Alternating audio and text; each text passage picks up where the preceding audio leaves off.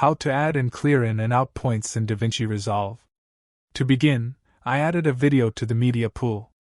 Double-click on the video to open it in the source viewer. Move the playhead and press I to add an in point. Move the playhead forward and press O to add an out point. To remove these in and out points, from Mark menu, select Clear in and out or just press Alt+X. We also can have in and out points in the timeline. Drag the media into timeline to create a new timeline. Move the playhead forward and press I, then move it forward and press O. Now we have this range that we can drag from its ends to increase or decrease its duration. To clear this in and out point, press Alt+X again.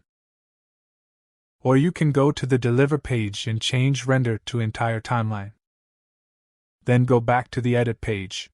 Anyway guys, thanks for watching and I hope you found this useful.